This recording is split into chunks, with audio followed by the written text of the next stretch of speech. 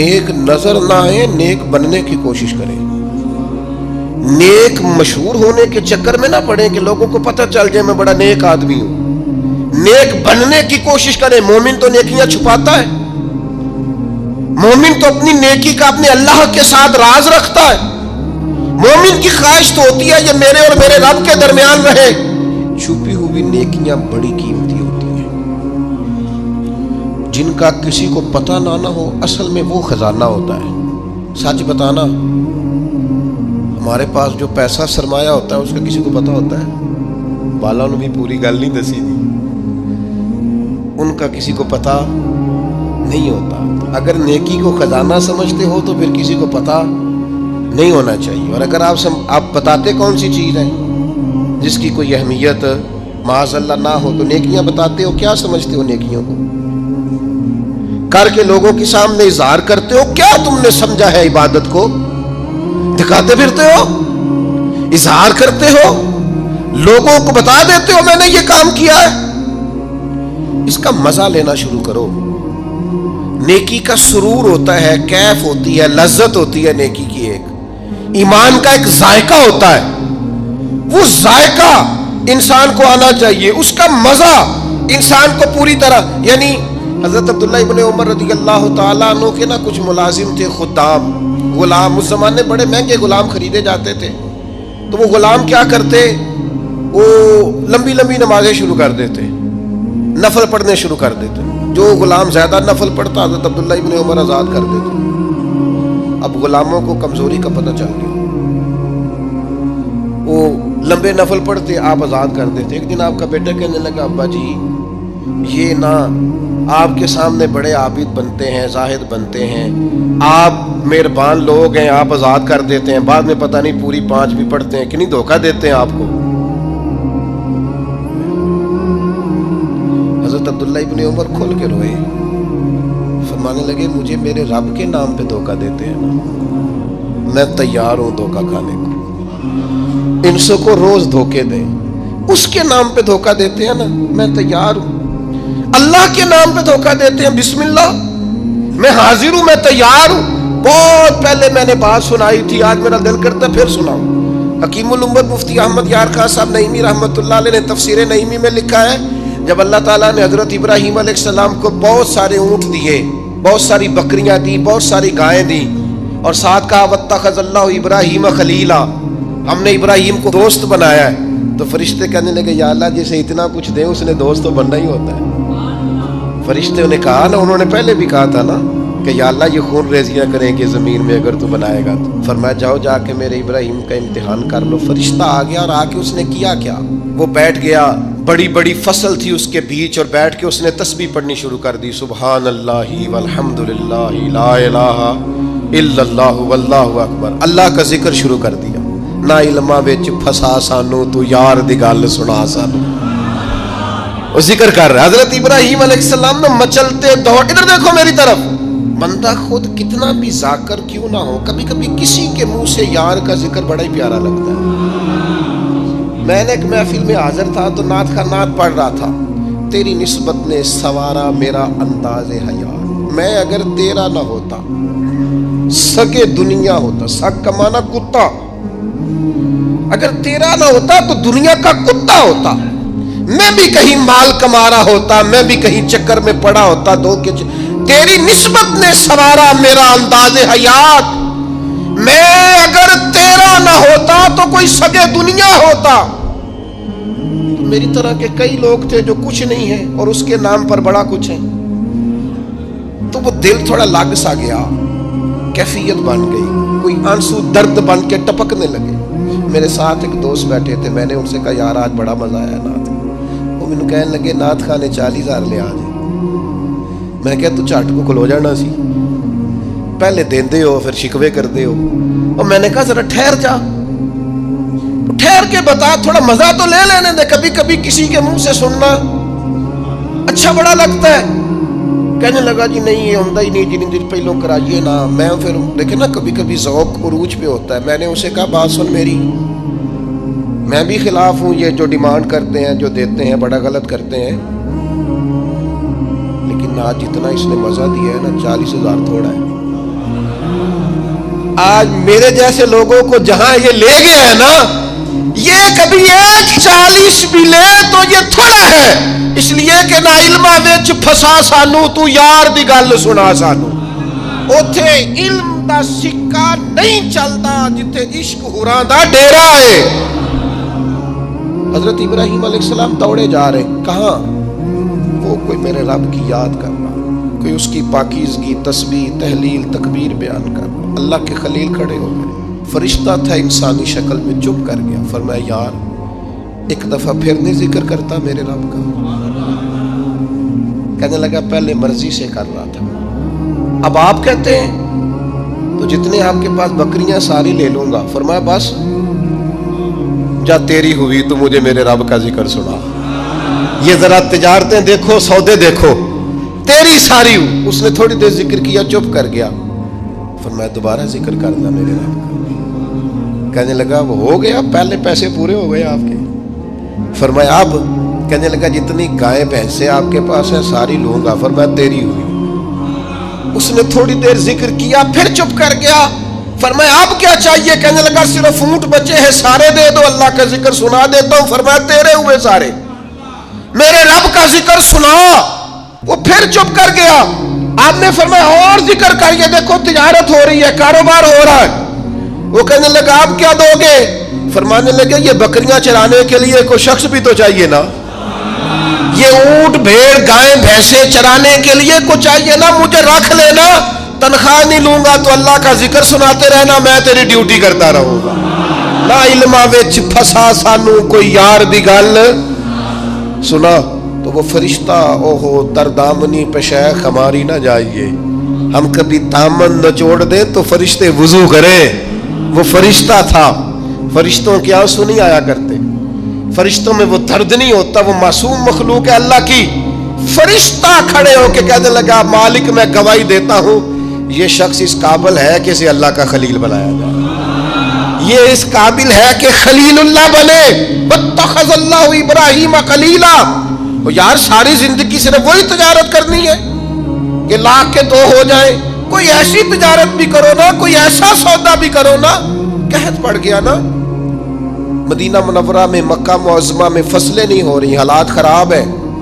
اور آپ کو پتہ ہے جو چیزیں شارٹ ہو جاتی ہیں پھر ان کے دام بھی، یہ سیلاب آیا تھا تو خیمے مہنگے کر دیے تھے مسلمانوں نے، لوگوں کو خیموں کی ضرورت تھی تو خیمے، یہ کرونا آیا تھا تو مسلمانوں نے ماسک مہنگے کر دیے تھے کیونکہ مجبوری تھی نا، لوگوں نے لینے تھے۔ میں مسلمانوں کی بات کر رہا ہوں چونکہ یہاں قبضہ غیروں کا، حکومتوں کی میری بات نہیں کر رہا۔ جو چیز شارٹ ہو جاتی ہے اسے کیا کرتے ہیں؟ اسے مہنگی کر دیتے۔ قحط ہو گیا، غلہ مہنگا ہو گیا۔ حضرت عثمان غنی رضی اللہ تعالیٰ عنہ نے کسی ملک سے 10 اونٹ غلے کے بھرے ہوئے بوریاں لدی ہوئی منگائے۔ تاجر آگے کہنے لگے عثمان آپ بڑے تاجر ہیں تو اس زمانے میں آپ کا مال آ رہا ہے تجارت کا، تو آپ ہم مال نہیں دیکھتے، جو ہے نا اندر، جو جس طرح کا بھی ہے، جتنی قیمت آپ نے بتائی ہے وہ بھی آپ پر اعتماد کرتے ہیں، اسے ڈبل لے لیں۔ تو عثمان غنی فرمانے لگے میں نے سودا پہلے کر لیا، سیانے تاجر تھے نا، اس طرح کی بھی تجارتیں ہوتی ہیں۔ فرمایا میں نے سودا کر لیا ہے، مجھے تو اس سے زیادہ ملتا ہے۔ ایک تاجر بولا، کہنے لگا چلو 3 گنا لے لیں۔ آپ نے فرمایا یار میں نے تمہیں بتایا تو ہے، میرا سودا ہو گیا، مجھے زیادہ ملا ہے۔ ایک نے کہا 4، ایک نے کہا 5، بل آخر کہنے لگے اس سے زیادہ تو کوئی دے ہی نہیں سکتا، ہم بھی جانتے ہیں سارے مکے کو، سارے مدینہ طیبہ کو، اتنا بڑا تاجر ہی کوئی نہیں، آپ کو کتنا مل رہا ہے؟ فرمایا 700 گنا۔ وہ کہنے لگے جی یہ سوال ہی نہیں پیدا ہوتا، آپ بندے تو بڑے سچے ہیں، پتہ نہیں آپ کیا کہہ رہے ہیں۔ اٹھ کے چلے گئے، مال آ گیا۔ حضرت عثمان غنی رضی اللہ تعالیٰ عنہ نے مدینہ شریف میں اعلان کرایا جس غریب کے پاس غلہ کوئی نہیں آ کے لے جائے۔ وہ تاجر پھر آئے کہ جناب سمجھ نہیں آئی، آپ تو کہتے تھے میں نے سودا کر لیا ہے۔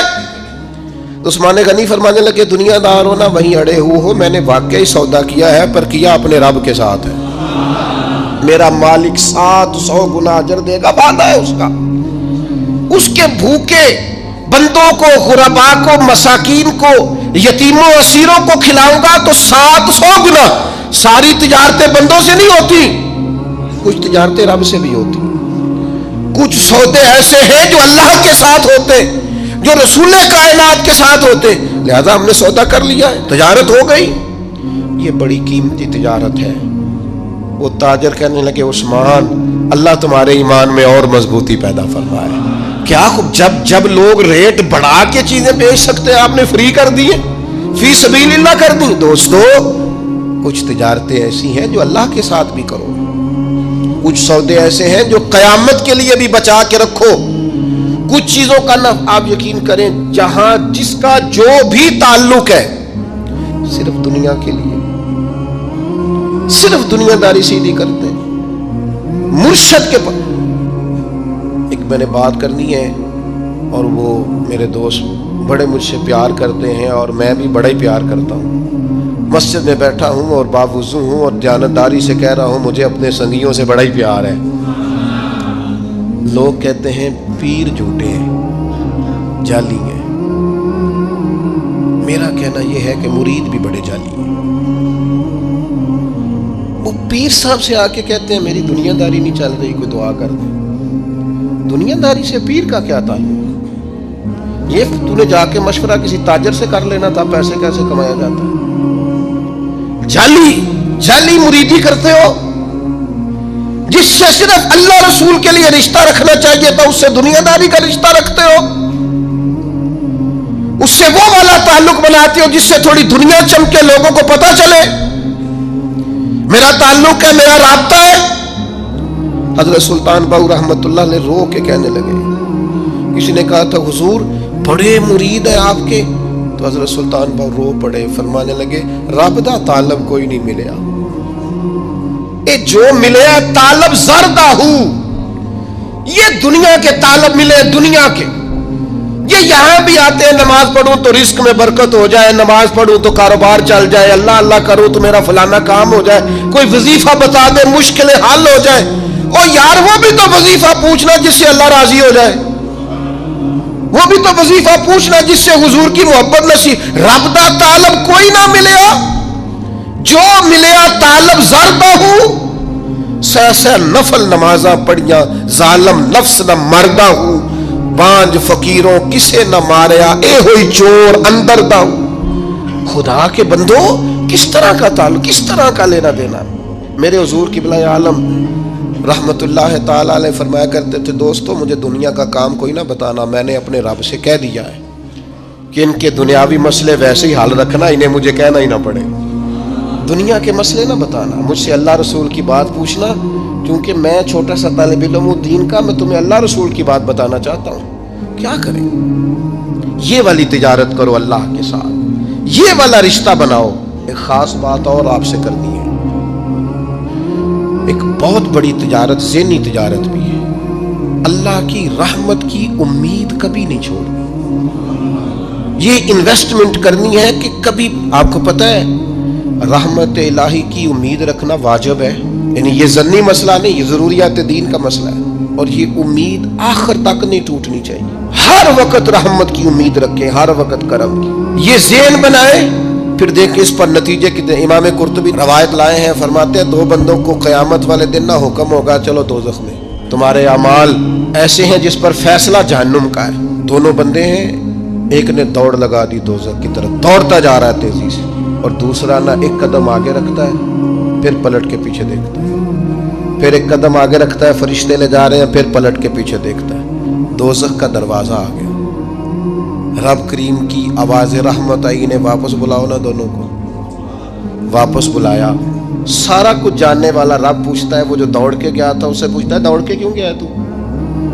وہ کہتا ہے مالک زندگی میں تیری مانی کوئی نہیں، سوچا چلو آج ہی مان لوں۔ اللہ کی رحمت کو جوش آیا، فرمایا اسے تو بھیجو نا جنت میں، چلو اس وقت ہی صحیح اطاعت کا جذبہ تو بیدار ہوا نا۔ دوسرے سے پوچھا بھائی تو کیوں نہیں جا رہا تھا؟ وہ کہنے لگا مالک میری ساری زندگی امید رہی ہے کہ میرے رب نے معاف کر دینا، معافی مل جانی ہے، کرم ہو جانا ہے، فضل ہی ہونا ہے۔ یہ جو لوگ کہتے ہیں نا جی اوہو قدم آگے رکھتا ہوں میرا پیچھے جاتا ہے، تو بھئی اللہ کا فیصلہ اگر پیچھے جانا ہے تو اس پہ خوش ہو جا، تو خدا کی رحمت پر امید تو کر، جو اللہ فیصلہ کرے گا کرم والا ہوگا۔ وہ عرض کرنے لگا مالک فرشتے مجھے لے جاتے تھے پر میرے اندر سے آواز آتی تھی رب کریم ہے، آواز کرم آ جائے گی۔ مالک دوزخ کا دروازہ آ گیا پر میری امید ٹوٹی نہیں، میری قائم رہی، اور جب تیری آواز رحمت آئی نہ کہ آ جا، تو پھر میرے اندر سے وہ عقیدہ اور تگڑا ہوا، دیکھا نا بلا لیا نا تیرے رب نے، آ گئی نا رحمت کی آواز، بلا لیا نا۔ تو اللہ کریم نے فرمایا فرشتوں اس کے سارے گناہوں پر قلم پھیر دو، جو میری رحمت کی اتنی امید رکھے اسے دوزخ میں نہیں جنت میں داخل کیا جاتا ہے۔ یہ والا سودا ضرور کریں، ذہنی طور پر تھکاوٹ کا شکار نہ ہو، کمزور نہ پڑے، طاقتور ہو، طاقتور۔ کچھ تجارتیں اللہ کے ساتھ بھی کریں، کچھ معاملات اپنے رب کے ساتھ بھی رکھیں، کچھ راز و نیاز اللہ رسول کے ساتھ بھی ہونے چاہیے۔ ان چیزوں کو اپنی زندگی میں ضرور پیدا کریں، یہ جو روحانی بے چینی ہے نا اسے ختم کریں گی، یہ جو ہماری ذہنی انتشار ہے اس کو یہ چیزیں ختم کریں۔ کچھ خاص راز صرف اللہ اور اس کے رسول کے ساتھ وابستہ کریں۔ اللہ تعالی ہمیں سمجھنے کی توفیق دے۔ آخر دعوانا ان الحمد